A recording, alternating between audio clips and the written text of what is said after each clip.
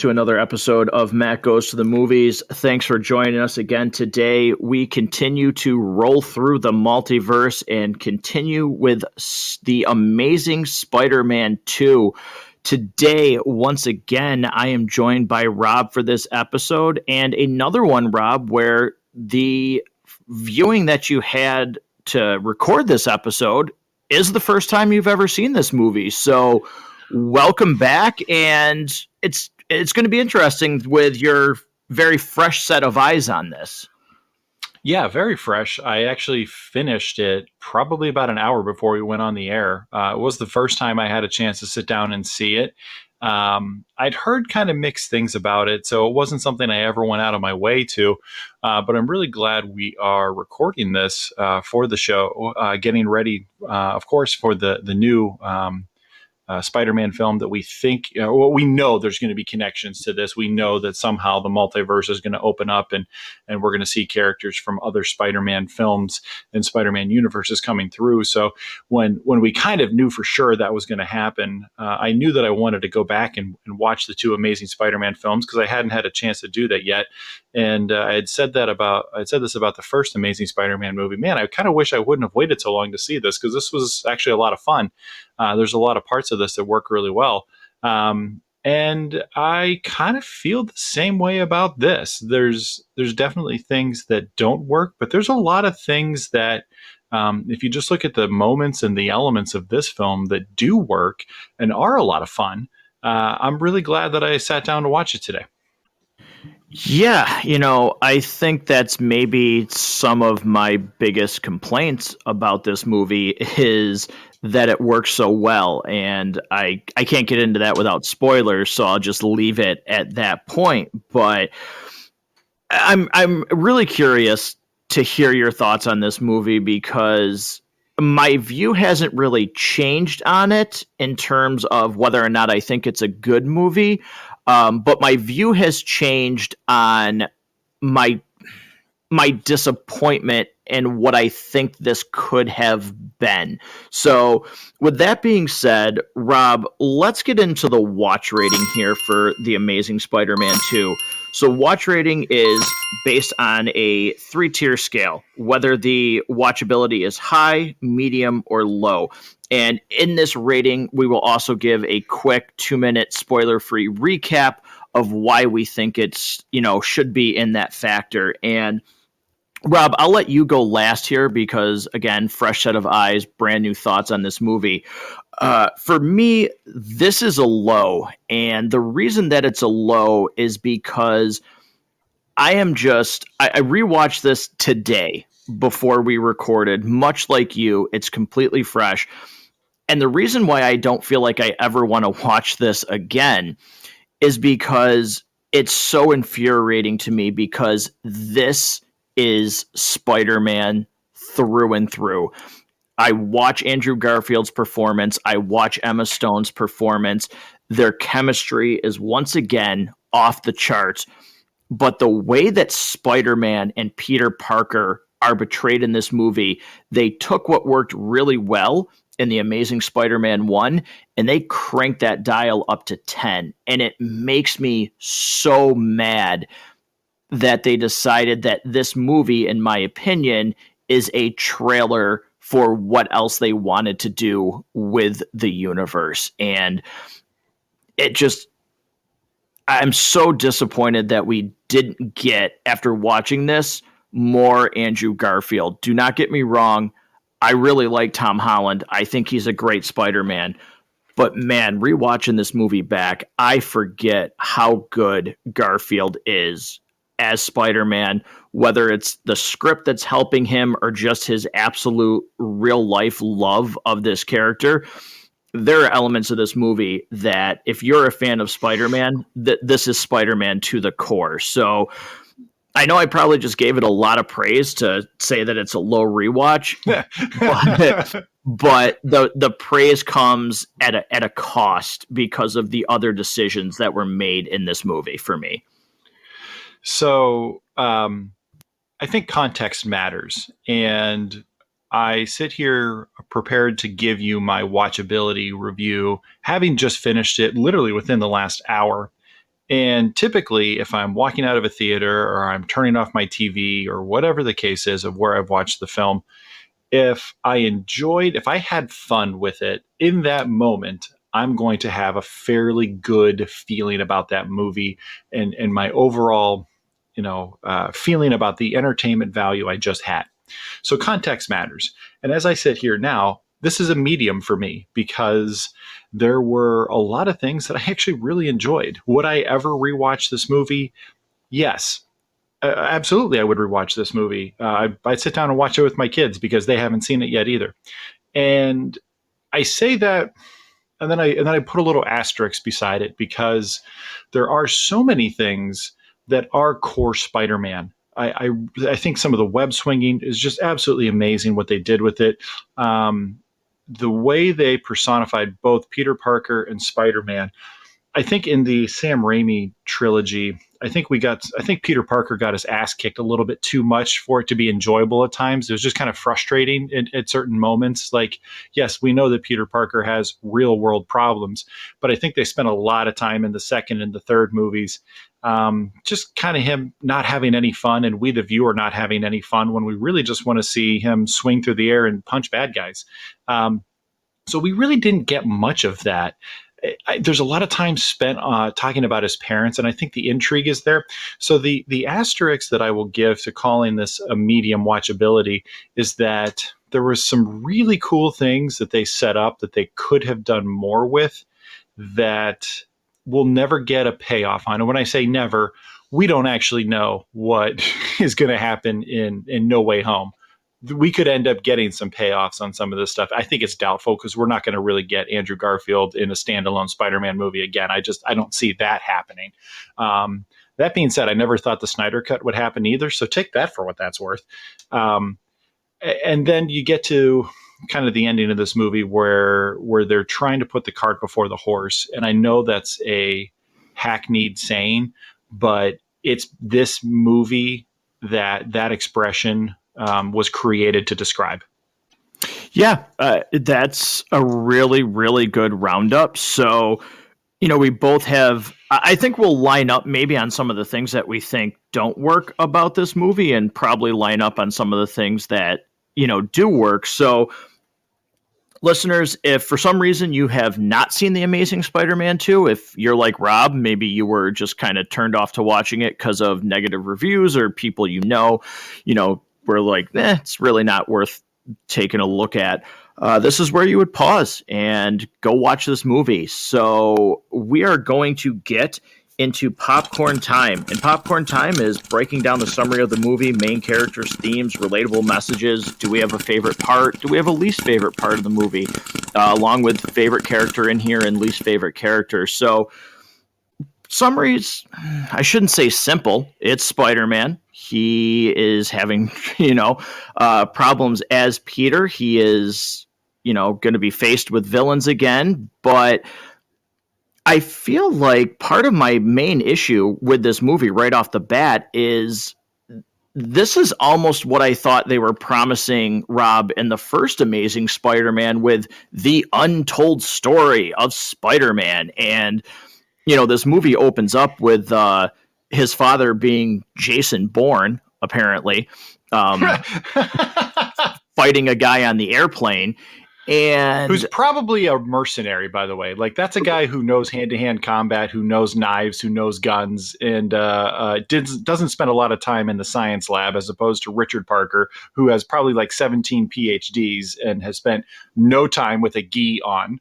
Yeah, it's very odd, an opening sequence, but I feel like, okay, we get the rehash of the opening to The Amazing Spider-Man 1, the plane crashes, and then, it goes into the scene of Peter dropping out of the sky and web slinging, and man, it's unbelievable. I forgot how well the web slinging in these movies look. It was great in The Amazing Spider-Man. It's ramped up in this movie. And again, like, that's where this movie shines, is Garfield is amazing as Spider-Man. He's amazing as Peter Parker. He brings such a dynamic to the character, plays both roles very different. He's incredibly quippy in this movie, which I love. I think all of it is on point. It hits. It feels very Spider-Man. Um, and there's some scenes too, especially the one where he walks a kid home, which I'm sure we'll just get into a little bit more in depth later. He is absolutely great in this movie, but I really found myself just being taken right out in the beginning because again, we're kind of going back to the beginning again. I know they don't show Uncle Ben getting shot or anything, but thank God. Like, I just don't need. I didn't need the Richard Parker stuff. I could have gone without it. I think it's part of the reason why this movie to me is bloated with the runtime. It's certainly not my biggest gripe with the movie, but it is one of them. I also loved that opening web swinging scene that you talked about. And I think one of the things that intrigued me about the first movie, the ending of the first movie particularly, and then the opening of this one, what were they actually going to do with Richard Parker and Peter's mom? What was their role? At different points in the comics, it's been retconned on again, off again, but they've been like shield agents and all kinds of other stuff. So, I was kind of curious to see what they would really do with it. I don't know that I got exactly what I was hoping for, but the intrigue to start this was pretty good. And I think, again, context matters. So if you think about, you and I just rewatched the first, or I watched it for the first time. You rewatched it somewhat recently. This film comes out a couple years after the original one. I don't know how many people would have rewatched it. So I don't know if I necessarily disliked it as much because I'm just kind of assuming the filmmakers know that they need to give the audience maybe a little bit of a rehash in case they didn't remember, or perhaps somebody's coming to the theater that hadn't seen the first one. But those opening web swings, it's so good. And I'll tell you, watching how, two things specifically you said, the greatness of how good the web swinging looks, and the way that Spider-Man quips and his timing, and the way he just is constantly having fun in the heat of battle. It actually makes my watch rating for the Sam Raimi trilogy drop a little bit, because we got virtually none of that, and this was Spider-Man at his best. Is these two films, the best versions of Spider-Man we've seen, with maybe the exception of the Spider-Man game that came out for PlayStation 4.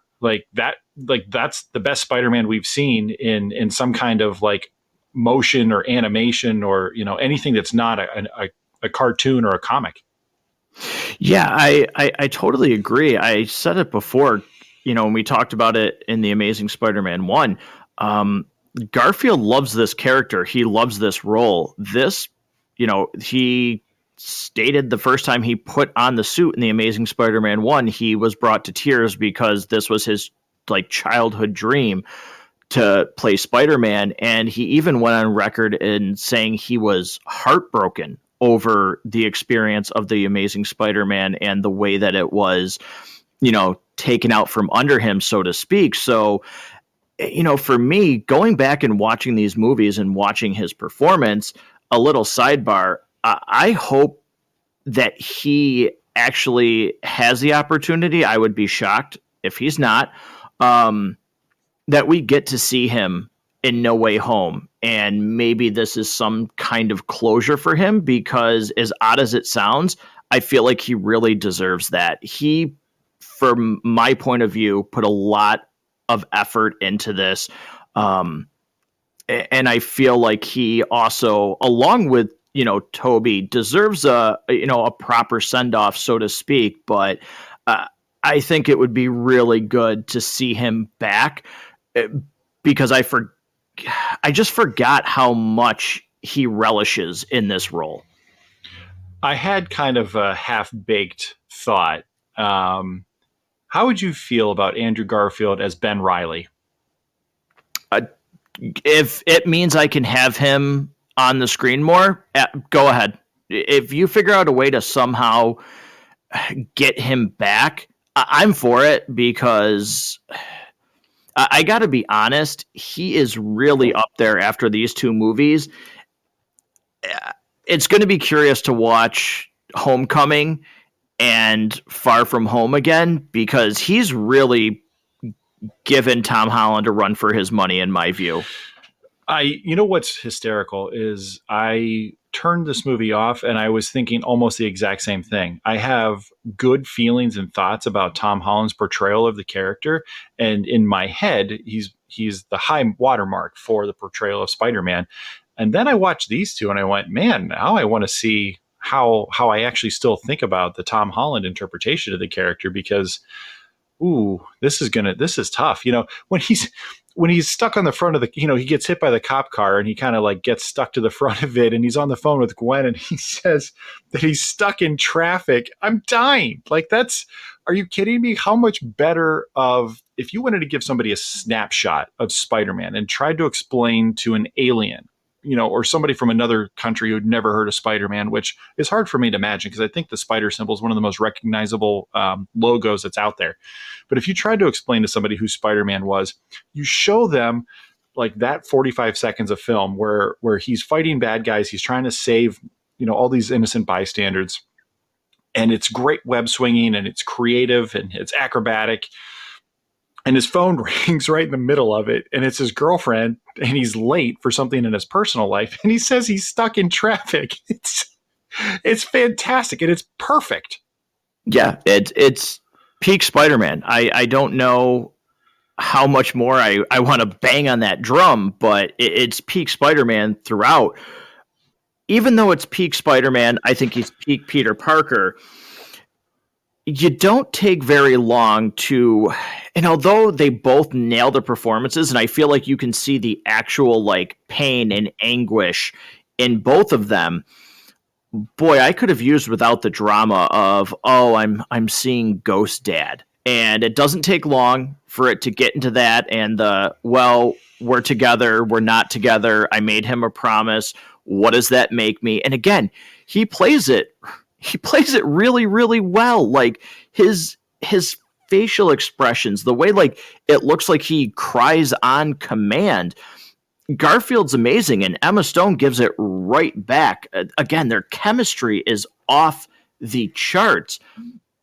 But I don't think you need that. It makes this movie feel bloated because you still could have gotten from A to B and how this movie plays out without the on again, off again of, hey, by the way, I can't be with you. Wait a minute, I can.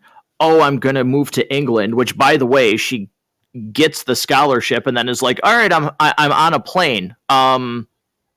Wait, what? I didn't know things move that fast to begin with. Then all of a sudden it's just like, yeah, I got the scholarship and I'm moving to England today. That being set aside, I feel like that's another thing that makes this movie longer than it has to be. I think some of the tension of they want to be together, but for some reason, one or both of them don't think it's a good idea. I think there's parts of this movie where that works. I'm thinking particularly the scene where they're hiding in the closet. That works well. I think when she does call him to say that she's flying out and then he does the I love you and the spider web, I think that works well. But I want to talk about the scene specifically that you were saying that doesn't really work well. That's actually a really bad scene. But you don't notice how bad the scene is because Garfield and Emma Stone are fantastic. They are such good actors and their on-screen chemistry, like you said, is so good that it kind of puts a Band-Aid over a bad scene that could have been reworked a little bit and been made better. Yeah, it's to me they save their chemistry is they put a lot of band-aids on things for me in this movie. That's a great way that you put it because I feel if it wasn't for them, I would probably have even harsher feelings about this movie. But one thing that I refuse to really forgive, so I'll be interested to see your thoughts on this, is part of this plot is Max Dillon, who is played by Jamie Foxx, and eventually becomes. I'm trying to remember his name. Is it because it's not Electro? I thought I was looking at Emperor Palpatine on the screen with his force lightning. But all kidding aside, he eventually becomes Electro. Um, but that portrayal and even his look, I totally forgot that I don't think he looks good at all. I still, again, kind of like moving to England in one day, I find odd. I find it odd that eels biting him fixes a chip in his tooth. I was confused by that plot as well. That little twist there, like, oh, cool. But I don't think he works. And I will say one thing about Electro. I think his theme is awesome, which I think is actually much better in The Amazing Spider-Man 2, and I don't think I touched on it in The Amazing Spider-Man 1. I wasn't a fan of the theme, the actual score in the first movie. I think the score is much better done in this movie. There are some really, really bad parts to me with the theme, especially the New York City when Electro first goes into the city. Because Rob, I don't know if you picked up on it, but did you hear the lyrics of when the cops are shooting at him? No, I'm not sure that I did, or maybe it just didn't register for me. Yeah, so when they're shooting at him and then Spider-Man is trying to calm him down, which again, there's some saving grace in that scene because he's like, "Oh yeah, I know you. You're my eyes and ears out here. Blueprints." Like again, it's Spider-Man trying to save people. That's one thing this movie does really well is while he's being like Spider-Man and trying to stop Electro, he's also looking at, how do I save these people, and him holding the web so it sprays out like a hose is really well done.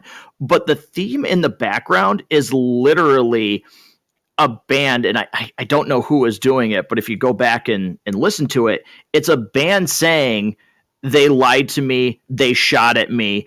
Like it's them recapping what is happening in the scene to music. And it's really, really bad. I don't know why I heard it as clear as I did. But it's one of the worst parts to me of the score, which I thought was much better though, compared to the first movie.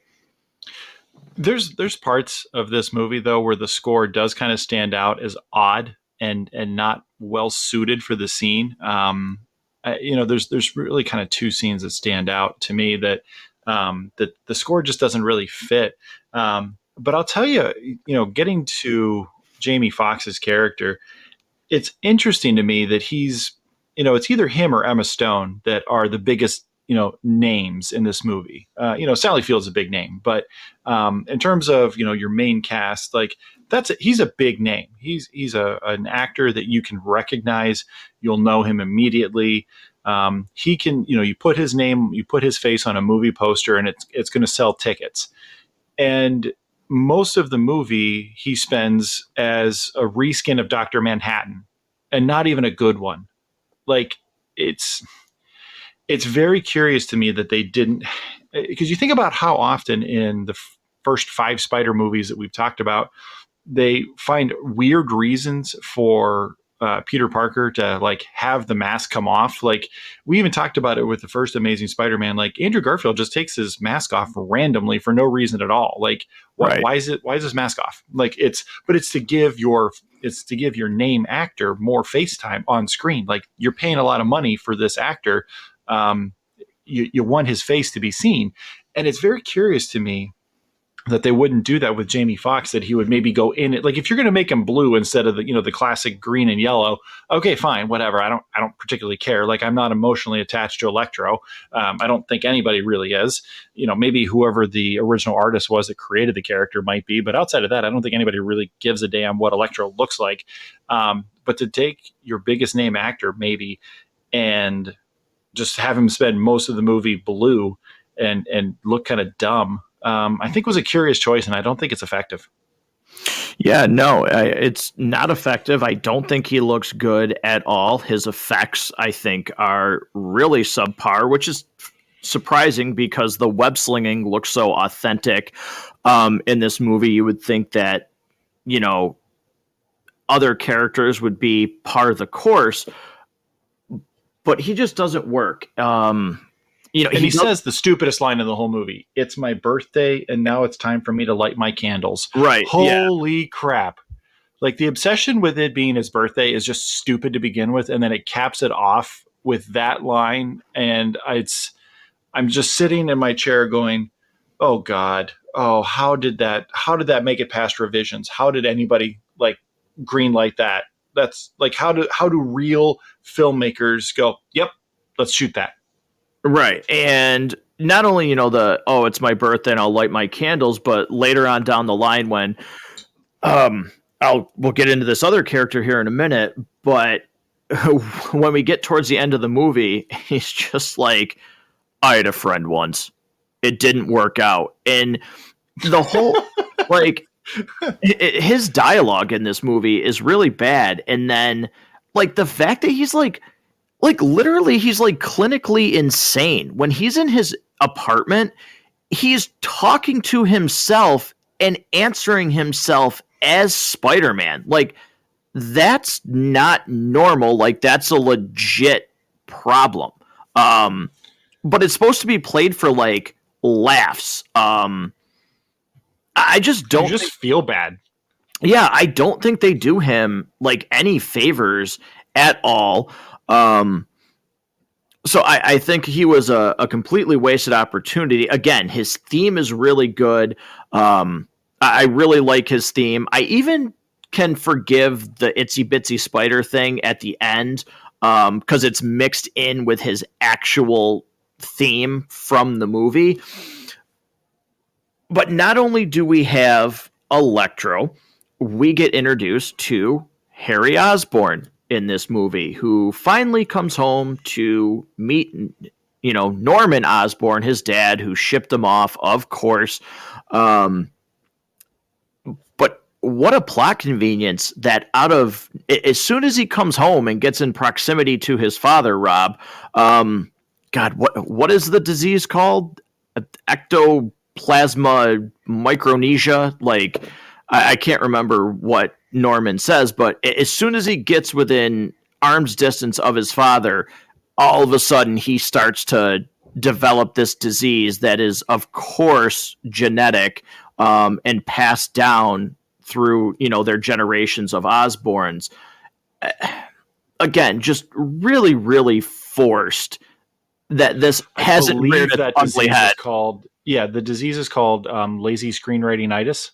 Yeah, there we go. No wonder why I couldn't remember it. It was complicated. I just looked it up. Yeah.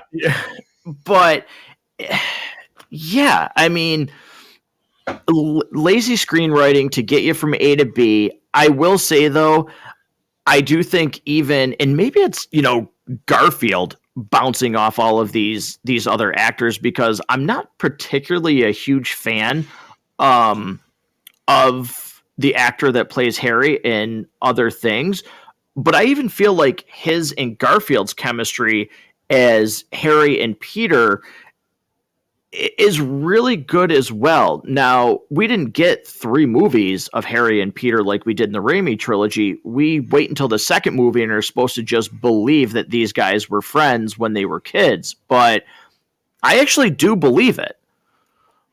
I think to some extent, the relationship is maybe oversold a little bit because they hadn't seen each other in a really long time.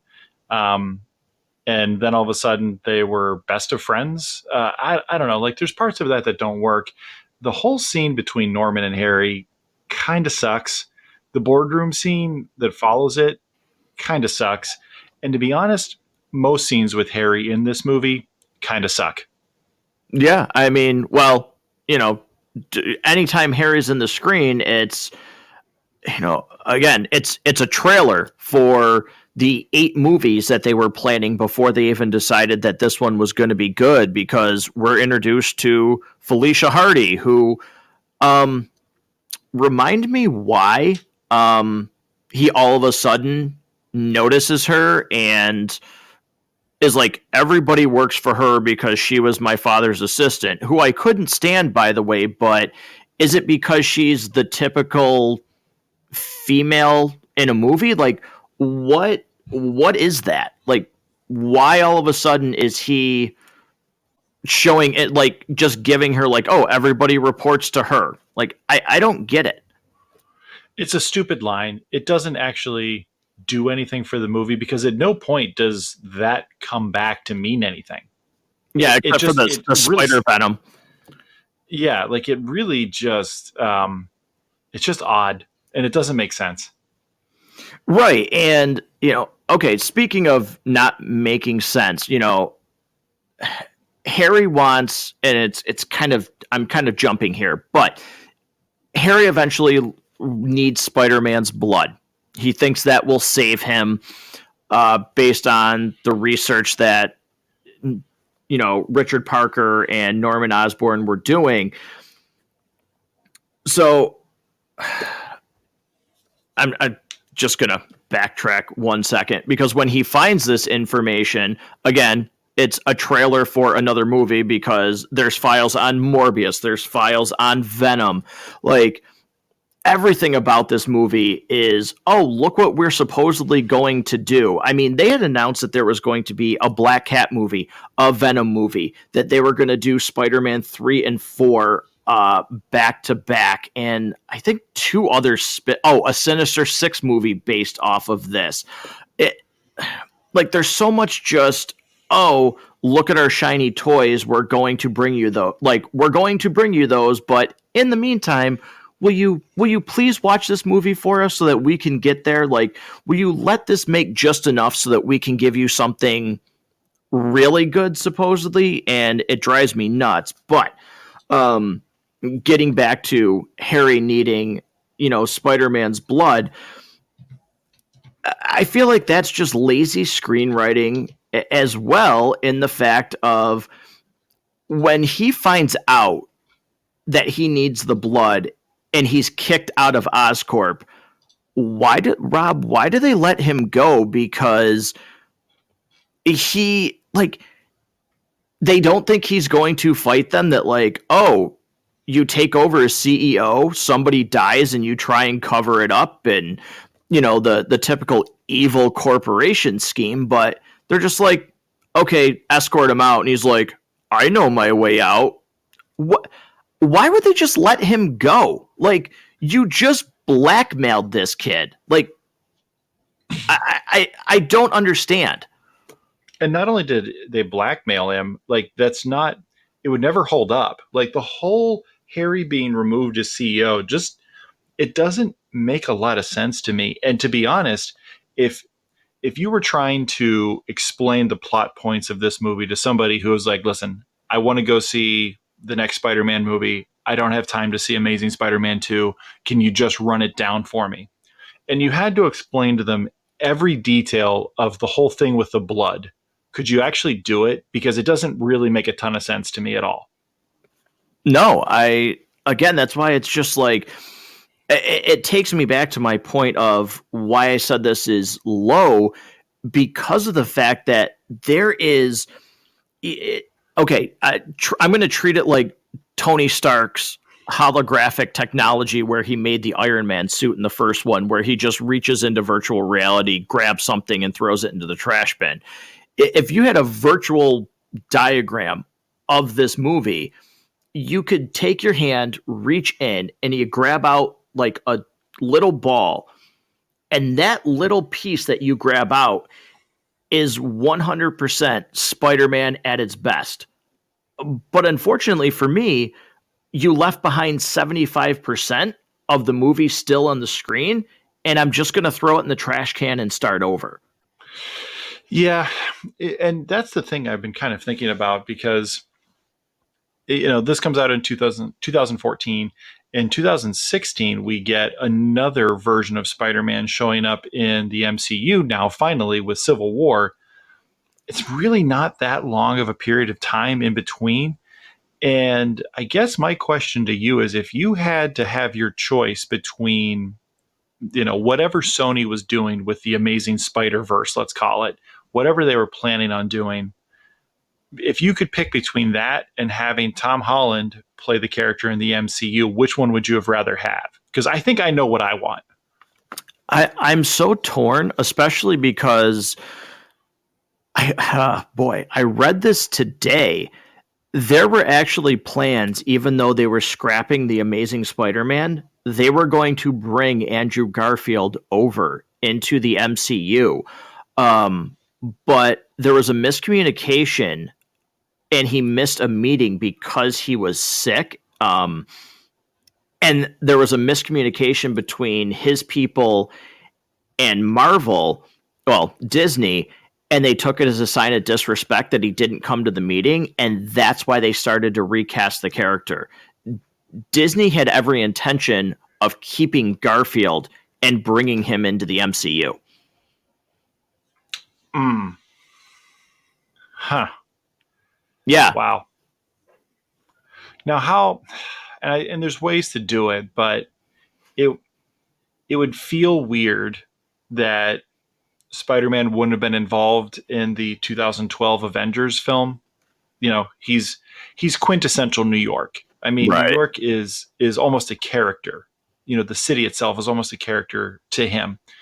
For him not to show up and try to do something when Loki attacks, it would have felt weird, unless you're pulling him through the multiverse, to just have him, there. Like it, I don't know. Like we got the multiverse 9 years early. But yeah, like it would have been kind of weird. And as much as I would have loved to see kind of what they were doing, I just trust Marvel more. I trust Kevin Feige more than I trust Sony. I mean, how much trust do you really put in Sony to continue on with good characters? Because Venom was not terrible. It wasn't great, but it wasn't terrible. It was enjoyable. I liked it.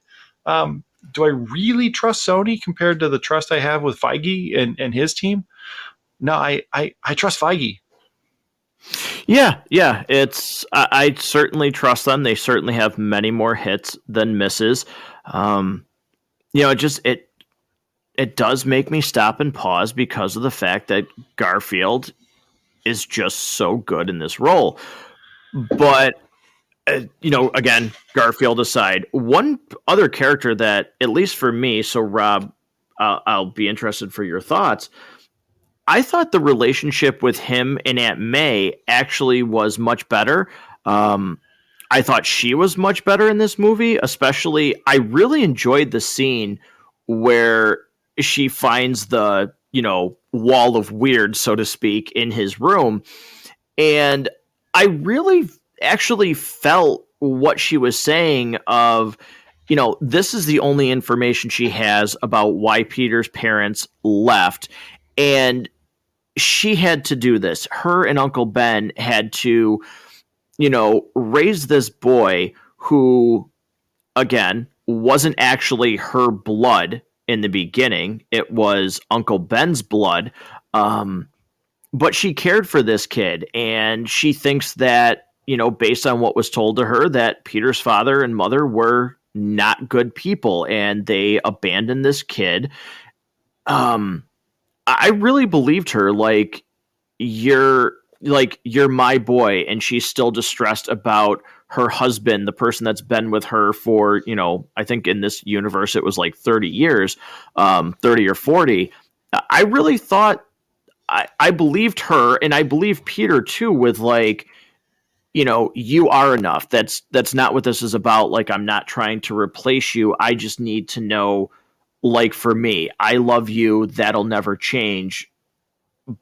But I have to know, like, I have to move on from this and why my parents left. I thought that actually worked really well. Because we talked about how she just, and I didn't hear anything about this one, but she hated the first movie. So again, it was surprised to see her come back, but I thought she was much better. So I'm going to agree with what you said, and I'm going to kind of put one caveat in. There's parts of that scene that I don't necessarily believe are written particularly well, or it just doesn't feel the way that like actual real human beings would communicate with one another in that kind of example. The reason why the scene works though is because you have a phenomenal actress like Sally Field on one side of the scene, and the other side was Andrew Garfield, who we both agreed has been fantastic in this role. If you replace them with lesser actors, I think that scene doesn't come off very well at all. Yeah, I totally agree. Again, it's this movie is, I'll go back to your phrase. I feel like this movie is a bunch of band-aids because of certain, because of Garfield, because of Emma Stone, because of Sally Fields. I think that, you know, I don't think any scene, I'm going to be honest, in the original Raimi trilogy between Peter and Aunt May, I don't think any of them really work as well as they do in this movie. And I think it is not that, you know, I'm not saying that those actors and actresses weren't talented. I believe these scenes a lot more than the Raimi trilogy. And it really is. And again, to each their own. So to any listener that might be listening to this episode and, Tobey Maguire is your Spider-Man, those movies are your version of Spider-Man, great. That's fantastic. I'm happy that you get that much enjoyment out of them. But like these two movies, bad things aside, just it does certainly blur my vision more to that original trilogy. I think that's probably a really good way to think about it. I think I had said this about the first Amazing Spider-Man movie. Man, if you would take the things that worked well about the Andrew Garfield version of the character and all of the other characters that we have and the great performances that we have, and then you take the best parts about the Sam Raimi trilogy and Tobey Maguire and the best things that he does, and if you were to kind of just take those two film universes, just pull the best parts out, put those together, and give me one Spider-Man film or series of films out of that, I think you're talking about some of the best superhero films. I mean, think about the Dark Knight trilogy and the way that that's regarded. Um, Make three films like that, just using the best parts of those two film universes. That's a really good trilogy. Like that would be regarded as one of the best ever. Yeah, I mean, I went and said that I think if the Amazing Spider-Man was, even if the Amazing Spider-Man was the first iteration of Spider-Man on film, and that was the first time we saw Uncle Ben die, and that was maybe the story they wanted to go with in terms of, genetically enhanced spiders and, kind of a little change to his origin story. I think the Amazing Spider-Man 1 is almost perfect. In terms of how Spider-Man comes to the big screen, but because it's so close of a reboot, there's things that get hindered by that. But we didn't get to talk about it, and I just want to bring this scene up really quick because, again, like key Spider-Man, when he drops down, when those kids are bullying the kid with the windmill, we get to see that kid later in the scene. Again, I just like that was Garfield's idea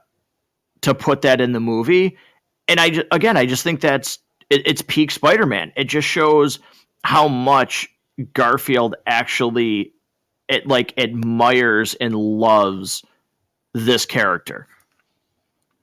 It's really a lot of fun. I think there's two other moments that really highlight how well the Amazing films um, capture the essence of what we as fans of the character love. The first one I'm kind of thinking of is when there's the fires going on and then he's helping the firefighters out and he's got this He's got firefighter's the head helmet on.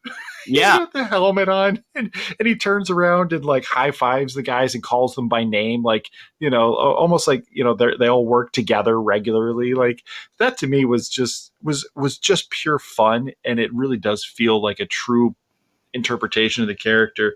So I really love that. And then when when Gwen kind of gives him the idea of how to keep his web shooters from getting messed up by the electricity, which I'm not sure the physics on all of that checks out, but whatever.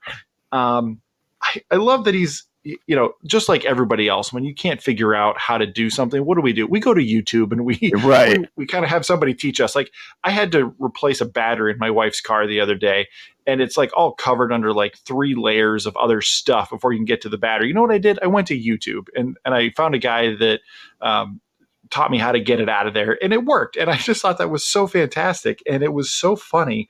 And he's experimenting with the batteries, and that whole scene, I think, is just a lot of fun.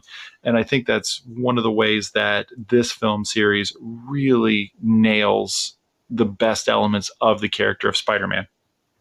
Yeah, totally agree. The portrayal of Spider-Man in these 2 movies is top notch.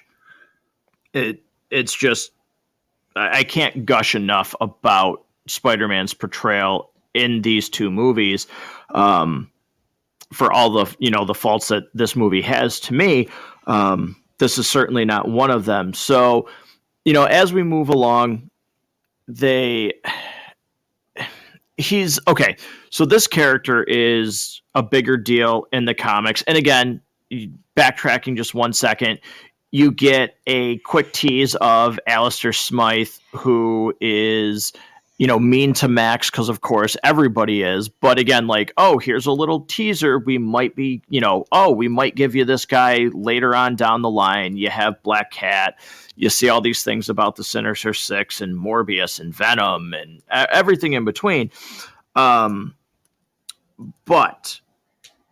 the Doctor that's experimenting on Electro, again, he is much more like relevant in the comics to a certain degree. But here, he's the cheesy, evil doctor. Like, it's just so bad. And even, not only is his dialogue bad, but when they're sitting there talking to Electro before he gets broken out by Harry, all of that dialogue is just, it's terrible. It's none of it works. It doesn't come off as intimidating. And then once again, for Electro to be like, I should kill you, to Harry. Oh, of course. Why? Why should you? Because you're supposed to sound tough. And then, Max, I need you. And that's what causes him, again, to pull off his Dr. Manhattan ripoff, where you need me? You need me? And then 2 seconds later, he's that, why should I trust you?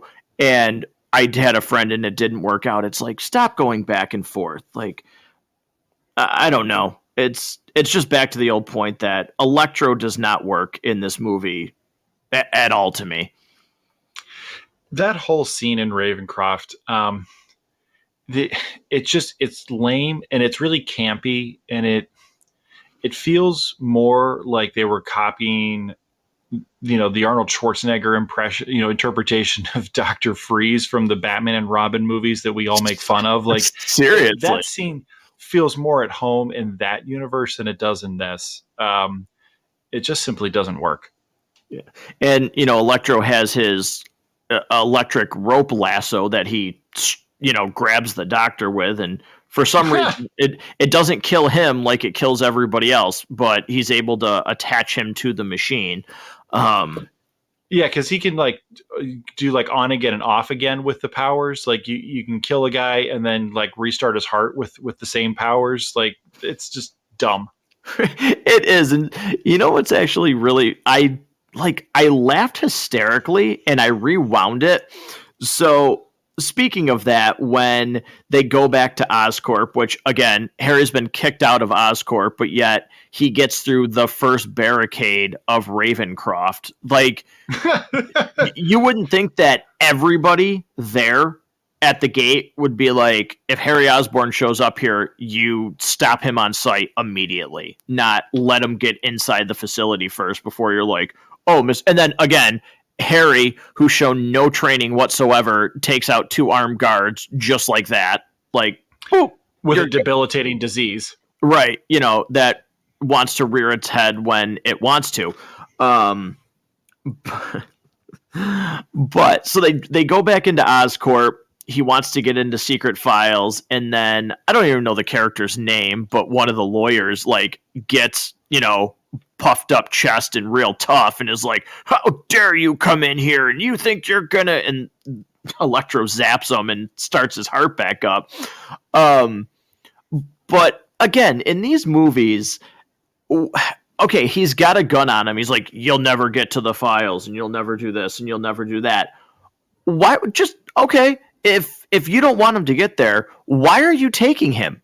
Just call his bluff and let him shoot you. Because if he shoots you, how is he getting down there?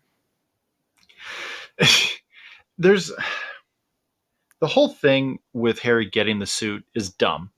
It's dumb. Like, yeah. Why does he have access to all of that? Like, why is all that, like, that stuff all there? Why does that door open?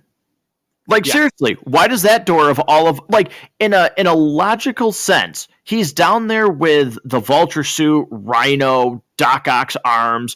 Why is that the door that opens? Because nobody presses anything. And why would the door open? It's on lockdown. The guy shut down. He put the freaking room on lockdown.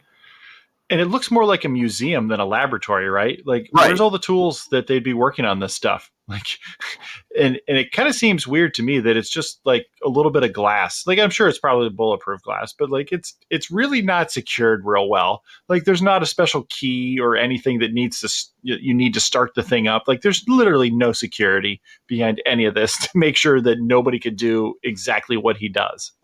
Right. And so the one thing that I wanted to mention out that I said made me laugh is when Harry's going to go to special projects and he's like, Max, the grid is yours. And Electro goes into the outlet. I don't know why I find it hysterical that he closes the lid. Yeah.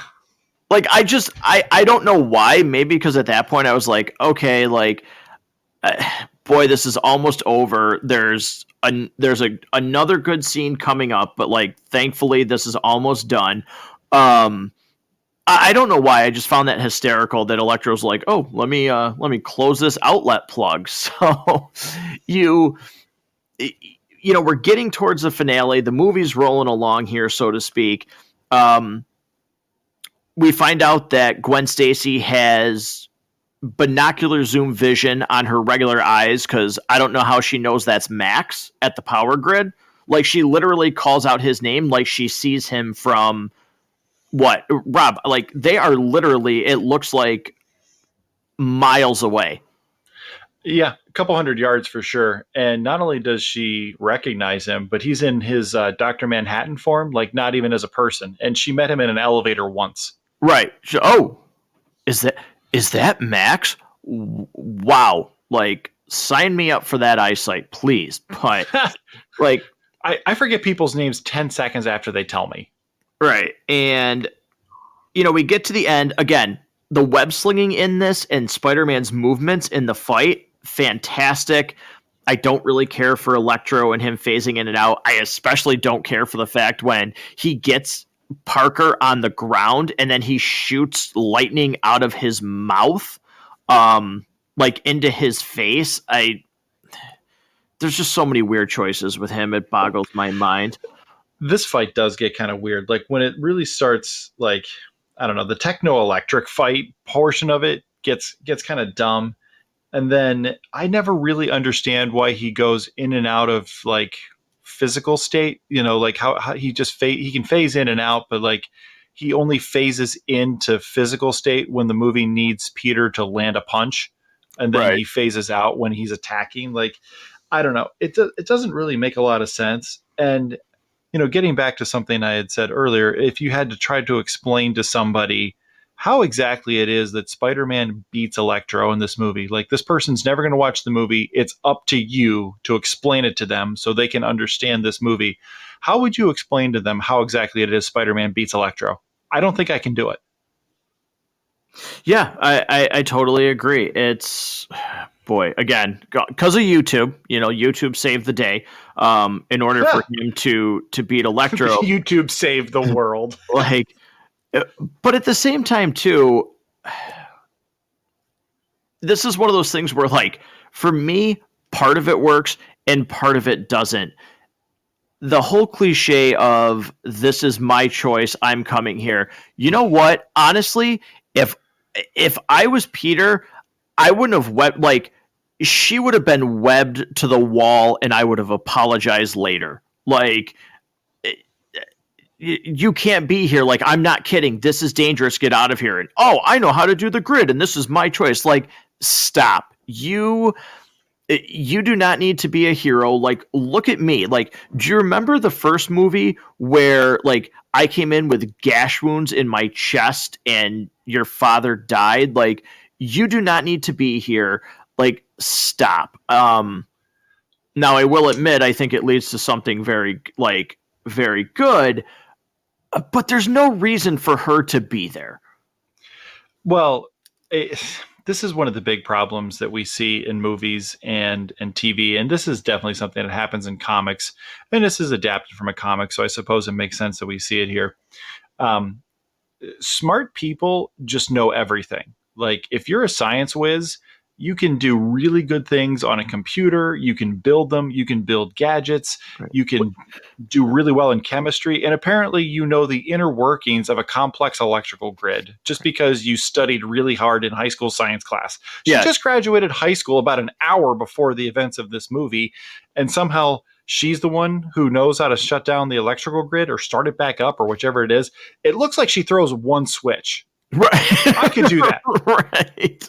I could do that. Also, Like, don't forget, too, she has super hearing because Peter is able to yell to her to flip the switch now when, like, how does she hear him? Yeah, he could have had a maintenance guy do that. That didn't have to be his girlfriend who's like 90 pounds and is absolutely no good in a fight. Like, what I don't know. I just hate the fact because it trivializes intelligence, that people who are smart are like super beings themselves, that, you know, their brains can figure anything out. Like, you know, it drives me nuts that, like, yes, intelligent people are really amazing that they can do all of these things, but like, that doesn't mean they know how to do everything. Like, it seems so dumb and lazy screenwriting. Yeah, absolutely. So, you know, the duo defeats Max. You think, you know, oh, okay, great. As the viewer, you know that it's not, but they're like, oh, we saved the city, great. And then we get, you know, Goblin for the last, I think this last what, 7-8 minutes. About that, yeah. This whole thing, and again, I like how it shows Peter trying to do everything as Spider-Man. He's trying to fight off Goblin. He's trying to save Gwen. He's trying to, you know, stop the cogs from, you know, clanging together with his foot.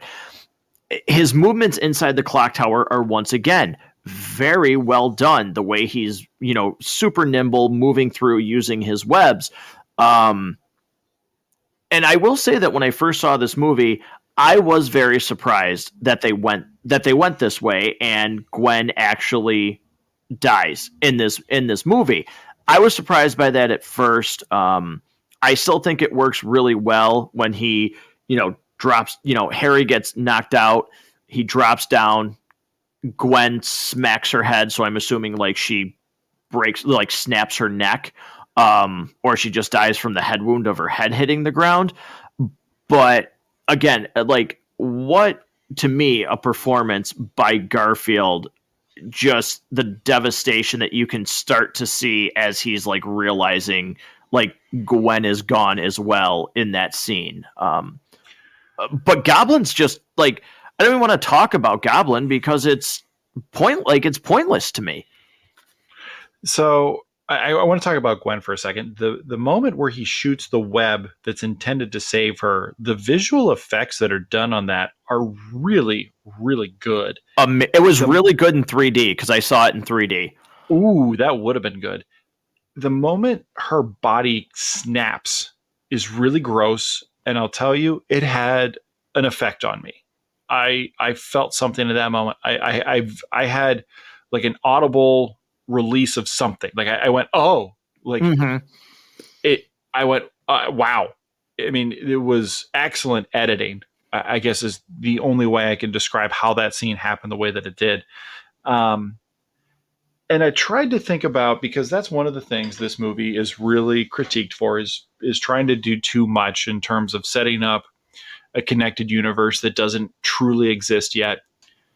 And so you can kind of see where, okay, we're going to get Green Goblin with like 10 minutes to go. Like we're almost at the film's 2-minute warning, and we're now introducing the villain. Like we've already had what could have been the climax of the movie, except that it's not, because this other villain that we're just about to introduce is actually going to be the real climax of the movie.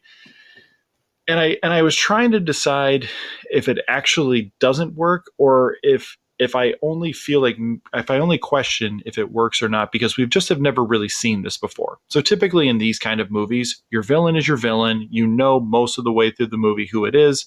You build to a climax, and then that's it. We've never, unless you can think of something I'm not thinking of, Matt, we've never really seen anything like this where the climax villain is different from the villain that's been with us throughout most of the film, and just kind of barely gets introduced at the end. Yeah, I know with the third Spider-Man movie, we get about 5 minutes of screen time with Venom. Um, but this was kind of different. And I don't know. I don't know if it doesn't work just because it's so different, or because it doesn't work because it just doesn't actually work. I've been trying to sort of figure that out in my head, and I'd probably have to watch it a second time to really have an opinion on that.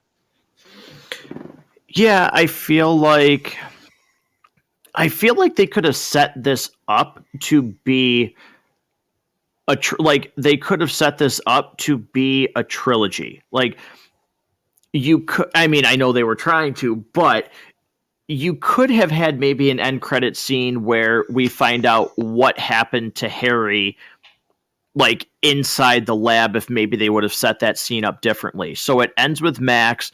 They're going to stay together. And the third movie is Harry going after Spider-Man.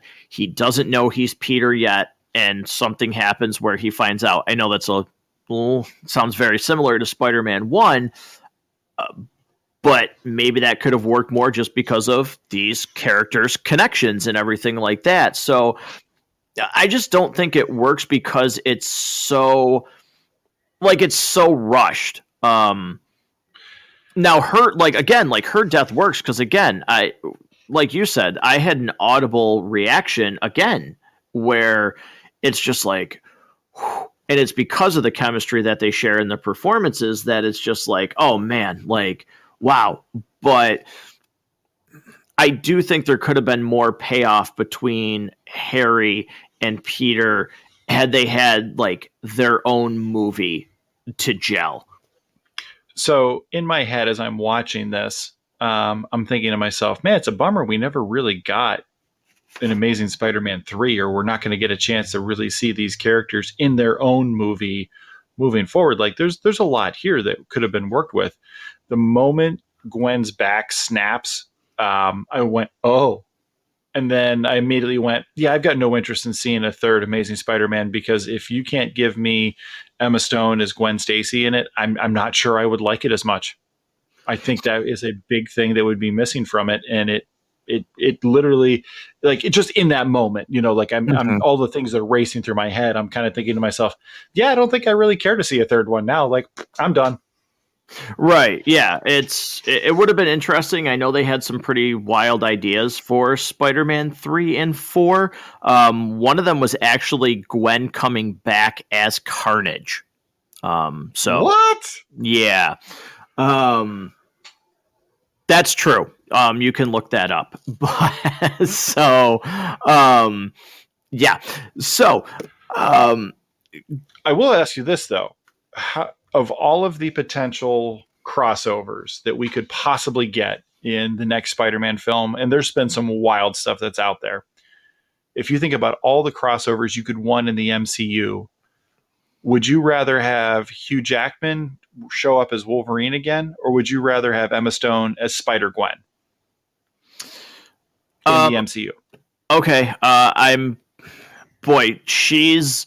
She's very high on the ranking, but no matter how much I love the MCU stuff or anything, Hugh Jackman is always going to be like Wolverine, the quintessential comic book casting for me. So it's going to be Hugh Jackman. But man, that idea of her coming back would be like dynamite. But Wolverine and Hugh Jackman is, boy, eh, yeah, So he's think about how hard that question is to answer. What does that say about how awesome Emma Stone would be as Spider Gwen if right. they wanted to make that happen?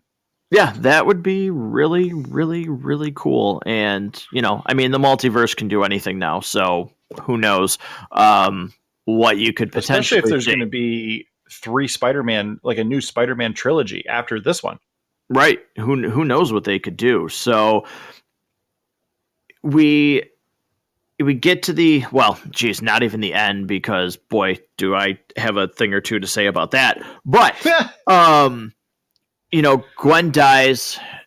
There's the funeral. I really do like the fact that they just show Peter there constantly just having a very rough time um, getting over her death. I don't know why it takes so long for Rhino to break out of prison. I don't know how 5 months goes by, and then finally they're starting their plan. I will say though that based on the end credit scene of the first movie and the end credit scene of, well, I'm sorry, the like towards the end of the second movie, I did really find it interesting that they decided to go with a gentleman that was like helping get this group together, because to like nonchalant people, he's very like, who the heck is that guy? So I actually do want to give him credit for trying to do something like different. Yeah, because at first when he comes on, I kind of wondered, like, is that supposed to be Dr. Octavius? Like, that's who I thought they were bringing in initially, but Right. um, and then I actually even had to look up who it was because I didn't recognize him right away. Um, yeah. Okay, so let's just go ahead and get into the last scene. Can we just say the Rhino Zord is terrible? Yeah, It's awful. it's really really bad. I'm not a fan of it. I'm a huge fan of. I really like the kid going out there. I think it's stupid that those people are all standing there. You would think they would run backwards the other way, but that being aside, I like the kid standing there. But that scene doesn't happen without one more interaction between Aunt May and Peter, which I also think works very well, and just her not, shoot, Rob, what's the word I'm trying to look for here? The way that she explains like how she's not saying goodbye to Uncle Ben per se. She's moving forward. She's finding a way to still keep going. Um, and the best way to do is to pack up boxes. And when he says you're throwing it away, I think that was like a really really good scene, and metaphor is the word I guess I'll use for what maybe she thinks he needs to do with with Gwen, and you know can you find a way to move forward without truly without forgetting about the person. I thought that was really well too, like worked really well. I like that a lot, and I think what I would have really liked to have seen, and maybe this was planned for the future because they had every intention of continuing this franchise. I would have liked to have seen something where May finds out that Peter is Spider-Man. I Yeah. would have liked to have seen that. I think there was a couple moments where that could have been done in this film, and even in the first one. Um, and I think that could have been really cool to see. Yeah, I think that would have been really cool to see those two play off of each other, for her finally realizing. I mean, you would think maybe she would get a freaking clue he's coming home beat to high hell in the first movie. Um, Well, even in the beginning of this movie, there's the scene where it's kind of a little bit of a montage of him saving the city, and he comes back and he's taking the Spidey suit off, and it's actually quite a fun opening. he's just constantly just getting his butt kicked. Right, right, exactly. So you get to the Rhino Zord, and you got the kid that comes out, stands in front of him, and we get Spider-Man back. And again, he's he's quippy. On behalf of the people of New York and real rhinos everywhere, I ask that you put your mechanical arms up in the air. He's like, "Come down here so I can kill you," and I just love it. You want me to come down there? All right, I'll be right there. And he just tosses the microphone behind him. It's really, really well, but like, boy, I remember when this movie first came out, much like The Amazing Spider-Man 1, that scene was shown in the trailers, and that scene for like the final trailer for the movie was the last scene of the trailer, and people were like losing their minds that that's how the movie ended. Like they were like, I remember walking out of the theater and people were like livid that that's how the movie ended. But it certainly doesn't help that, yeah, I think the suit is, and again, I guess I don't know what else I would do, but I don't like the suit. Yeah. Well, and here's the thing: is like they spent all this time talking about these human animal hybrids that they were cooking up, and I'm not saying you have to make him like Rocksteady and Bebop, but I don't know, not a Power Ranger Zord. Yeah, and I think one of the reasons that like this doesn't, I don't know, maybe it doesn't work even more is because again, like, okay, you defeat Electro, that was your main villain for the movie. That's how it was, set up. Then it was like, no, we need 7 minutes of Goblin action, and that's where the movie should end, with like Gwen dying and like him being distraught. Nope, we need to have one more scene with Spider-Man and have him back. And I won't even get into the fact that there's the alternate ending where his dad is alive and visits him at Gwen Stacy's grave. But Well, so I'll tell you this, and I kept waiting for it to somehow factor in. I don't know necessarily that they only parachute at the opening scene went out the door or was accounted for. I don't necessarily know that it was. I think it was, but if you wanted him to find another parachute on that plane, you could have done that, and you could have kept Richard Parker alive. there is an alternate ending where he is alive and he comes to visit Peter. And they were really, really close to actually using that, but they did not. So yeah, I just, again, there's almost like three. It's like three separate endings. It's like Lord of the Rings, for God's sakes, with this thing. Like it doesn't know when it wants to end. Yeah, I want to say the epilogue in Lord of the Rings is like 45 minutes long or something. Right. So, again, that's what's so frustrating to me is there is some almost, and it's going to be again very interesting to go and watch Homecoming and watch Far From Home, and who knows? I mean, if No Way Home is what it looks like it's shaping up to be, I don't think there will be anything to talk about in terms of what's the best Spider-Man movie. But maybe that's not really fair because it's almost not just a Spider-Man movie, where these ones are.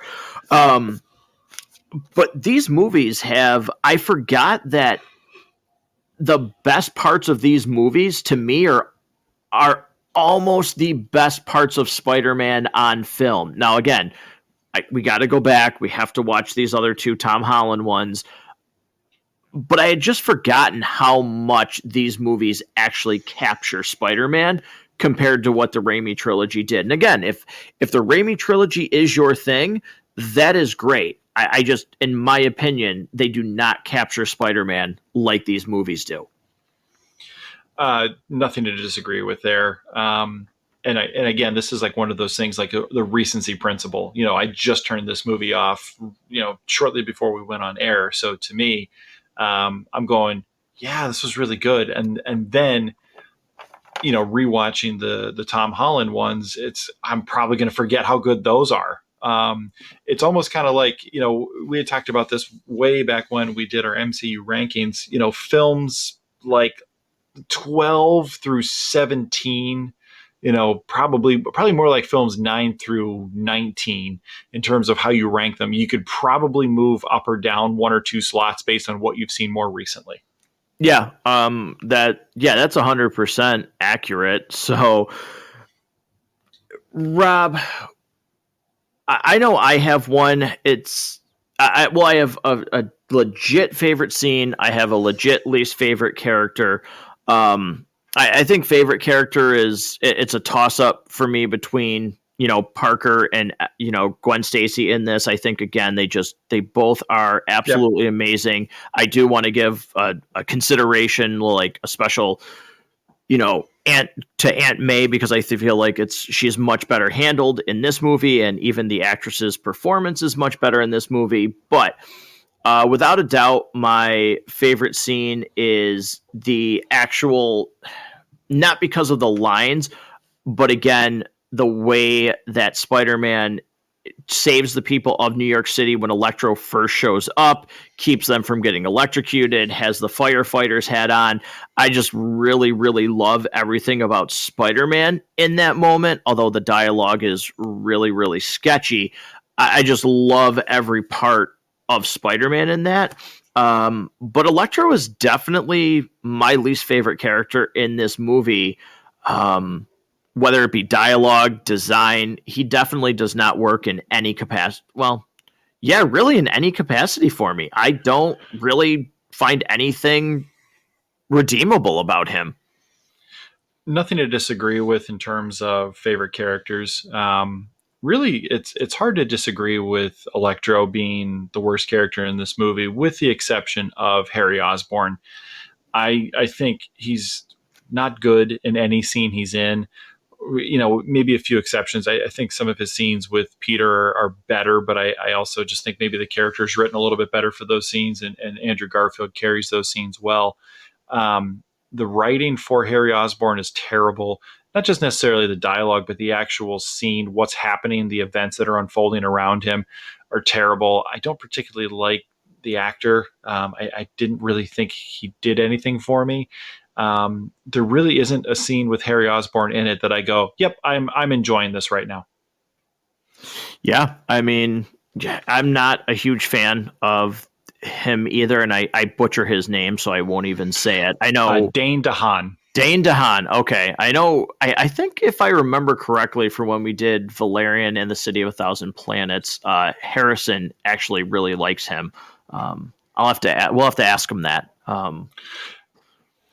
Yeah. As far as like a favorite scene, just something we haven't mentioned yet, the scene where they're in the closet hiding and then he has to turn that into a distraction, I think is really, really good. Just those two kind of back to back, you get this kind of tension between the two of them that they clearly want to be together, but there's these things that are kind of preventing them, be it artificially preventing them or not. I really like that scene. And then when it turns right into him having to spill the coffee and have all this other stuff happen, I just kind of really enjoyed it. It's quick, but I like those two scenes together. Yeah, nothing to disagree with there. I actually really like that too, which is funny because that scene where he's making the distraction could be really cheesy, but again, I think they get away with some of those things strictly because of Andrew Garfield and his screen presence and how he portrays Peter Parker and Spider-Man. So I definitely agree with you there. So, as we've covered the main points of this movie, I think this is as good as time as any to roll credits on the film, on the episode, where we talk about some interesting facts about the film, any box office records behind the scenes, and we're also going to give it an overall rating between 1 and 5 reels. So, effectively, Rob, the interesting thing about this film is that it killed the franchise. At least in this interpretation, it only did 706 million worldwide, the lowest grossing Spider-Man movie at the box office for Taken. But the interesting thing is, again, they had so many plans for this franchise, with a Venom movie, a Sinister Six, a Black Cat and Silver Sable movie, um, Spider-Man 3 and 4, trying to be shot back to back.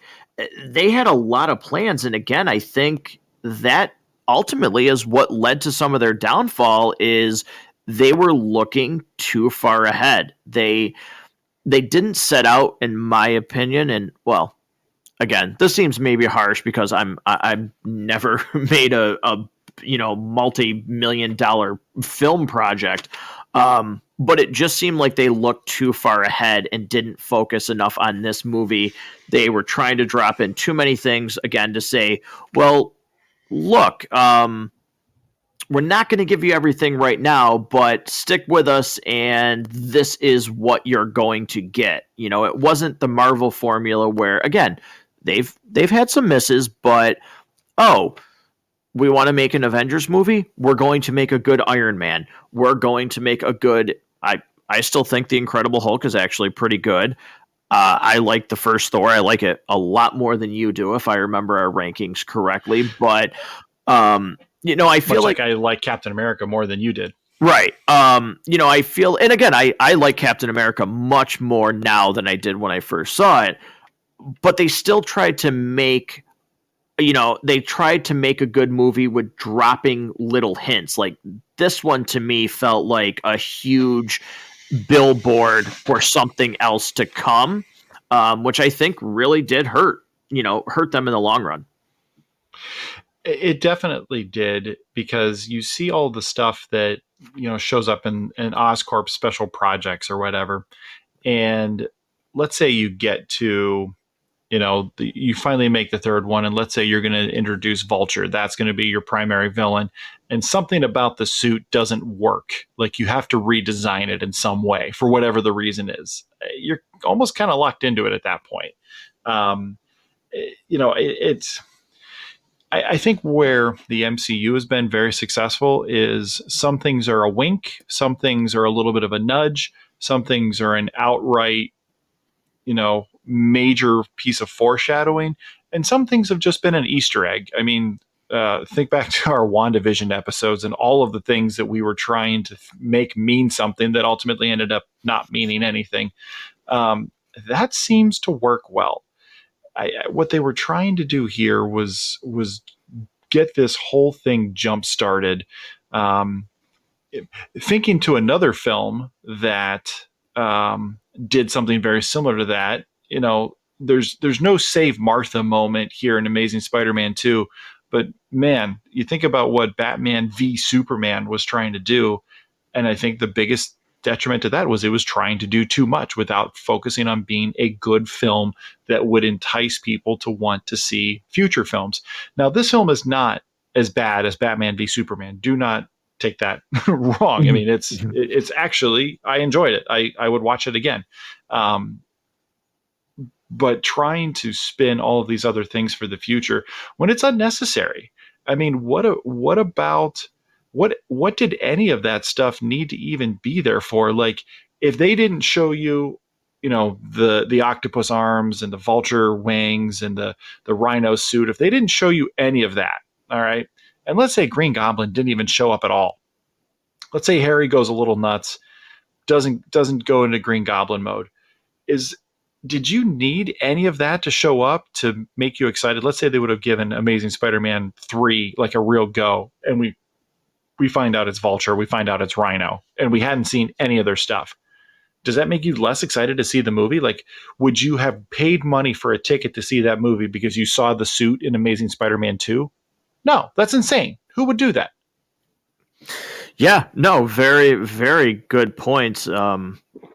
They could have definitely just worked that into, again, like, you don't get Goblin Harry. He's going crazy at the end of this. And again, you could have had, very similar to kind of my thoughts on Spider-Man 3.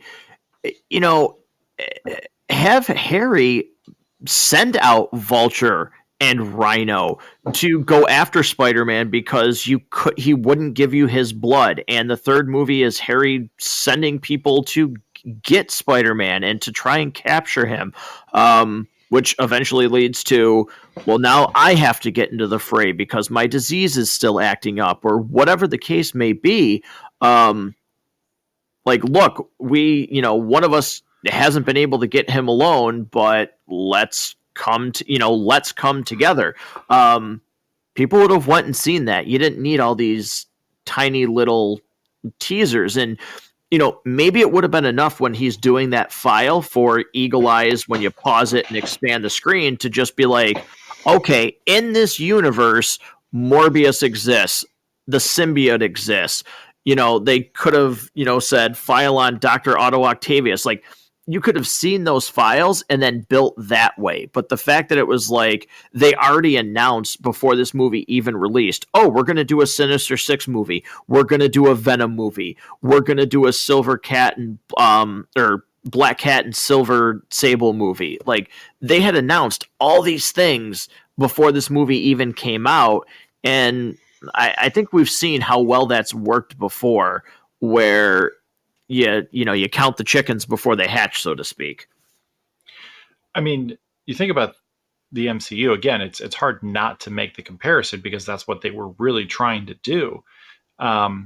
They announce movies, they announce TV shows, they allow rumors to float, but really the movies kind of get announced like when they're ready to start principal photography on it. Like, they don't announce this stuff before they've already got a script in place and there's already like real legitimate plans and actors committed to it and filmmakers committed to it. Like, correct me if I'm wrong, but I don't know that has there been an MCU project that was announced and then was canceled that you can think of? No, not really. I know, there's been some disagreements on script, like that happened on Thor: The Dark World. But yeah, nothing has been just outright like, oh, we're gonna do A, B, and C, and then it's like, we actually need to give this character to a completely different studio to do it. The closest we've really got is some of the stuff Disney announced for Star Wars, like the Rangers of the New Republic show is not going to happen now, or it maybe still is. Who knows? But that's the closest we've got within the Disney franchises. Obviously, Sony didn't do that. Right, exactly. So, Rob, you still say that you enjoy this movie, so I'm going to let you go first. 1 to 5, the rating system here. Where does The Amazing Spider-Man 2 rank for you? On my first viewing, it's 3.75 of a reel. Oh, Yeah, it's much higher than I ever would have imagined giving this movie. I think that it's possible that ranking could go down on a second watch, because there might be some things that I might really hate Electro a lot more seeing it a second time. But just having this fresh, yeah, it's like 3.75 of a reel for me. I really had a good time with it and enjoyed the parts that work well. well, this is going to be one of our biggest discrepancies, really, because the exact same way that I feel about Spider-Man 3, I feel about The Amazing Spider-Man 2. And this is a two reels movie for me, having watched it multiple times.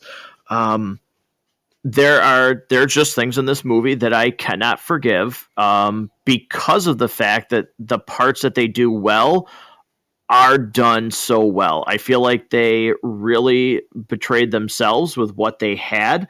So yeah, this is a 2 out of 5 reels for me. Wow. Was not expecting that we'd be that far off. Yeah, one of our biggest discrepancies. I mean, definitely the biggest discrepancy for the Spider-Man movies, without a doubt. Yeah. So we just have Homecoming and Far From Home, so we'll see where we stand on those ones. But you know, Rob, a couple things coming up here. I mean, the Spider-Man undertaking has been pretty big.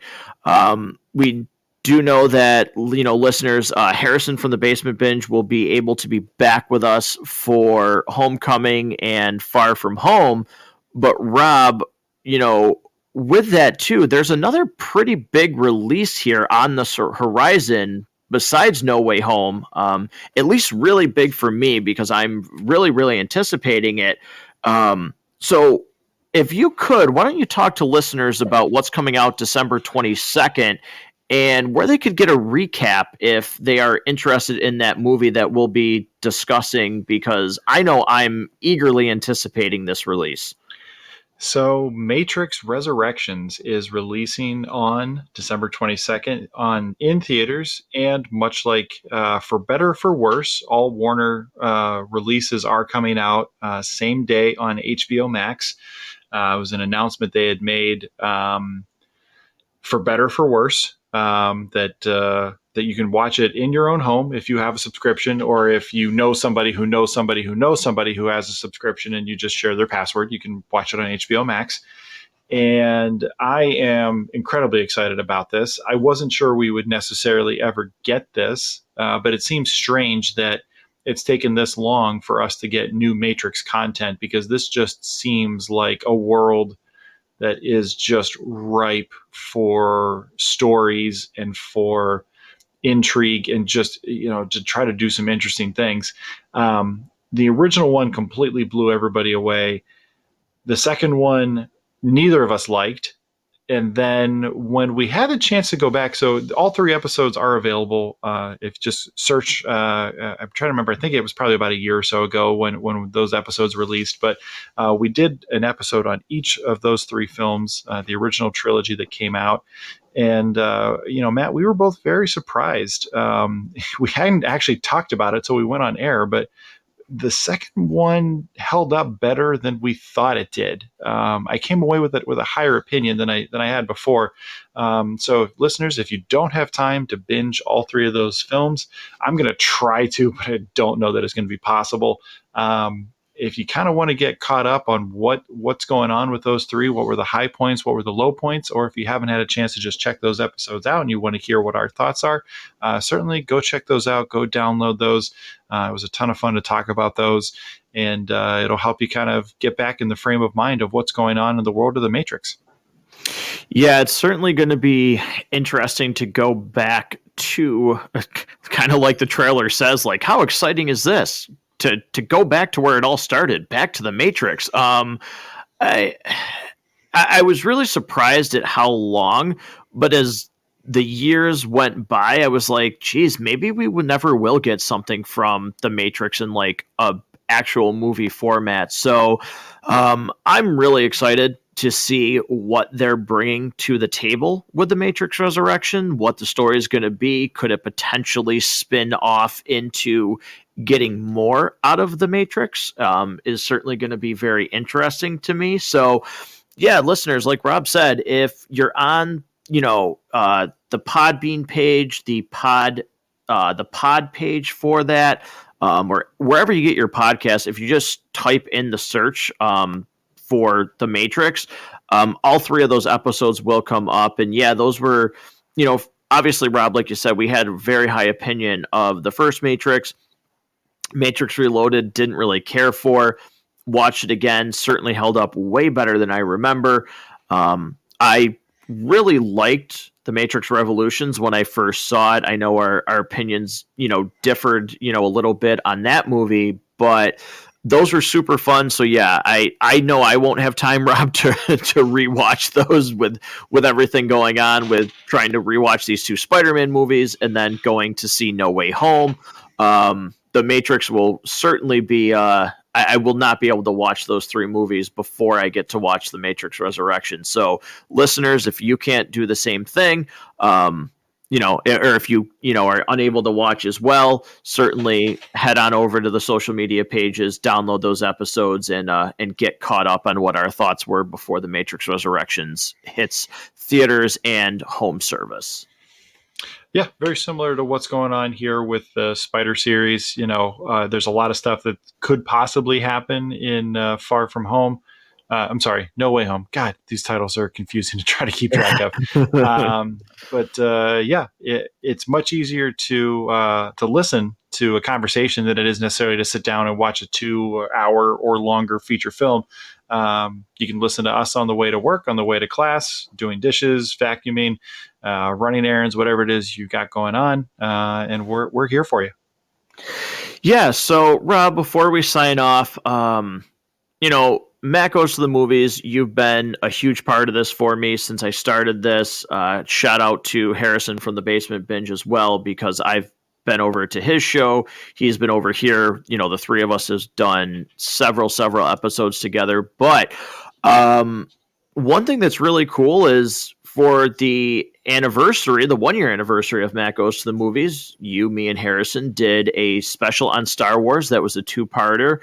And this episode here, fans that you're listening to, is officially episode 99. So it's really kind of odd, Rob. We've talked about this before that, not only did this happen, but we've done 100 episodes.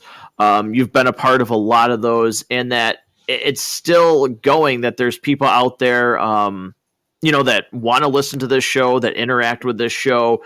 When I was sitting at home, much like a lot of people in the world, job was shut down, and need to find something to fill my spare time. And we were joking about it. I filled that spare time by talking into the speakerphone of my phone to record a couple episodes. So it's certainly come a long way. So we're going to try and do something for the 100th episode that is a standalone from Homecoming being the 100th episode. We're going to try and fit that in here, but really, I just want to say, and Rob, I'm sure you echo these sentiments, but just thank you to anybody that has listened, interacted, downloaded, the show. Rob has done his own spinoff, the extended podcast universe that has been really popular with some things that, he has really felt strongly about in terms of cinema, with the movie choices that him and his brother have picked to talk about. So really, this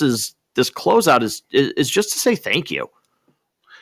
Yeah, the fact that there are people that you and I have never met, will never meet, that are choosing to download and listen to our words is really pretty cool. And the fact that there are international listeners just blows my mind so much. And wherever you are listening to this, whatever it is that you're doing while you're listening to this, know that you have our supreme gratitude for being a fan of the show, being a fan of listening to this. And we want to say thank you. If you enjoy it, please tell a friend, share it, let them know that this is a show worth listening to. While you're at it, go to podchaser.com. You can leave reviews of any episode of Matt Goes to the Movies. Certainly, we hope for 5-star reviews, but whatever your true review is, that's more important. And not just leaving a star review, but leaving actual comments as well. It helps other people know when they're searching for something new to listen to. Maybe they're looking to mix up their rotation of the same kinds of things that they're into. They deviate from their favorite comedians or news or whoever it is that they're listening to as they're consuming podcasts. But by leaving reviews, leaving comments for the show, it lets other people know that Matt Goes to the Movies is a show worth checking out, because we certainly feel like it is. Yeah.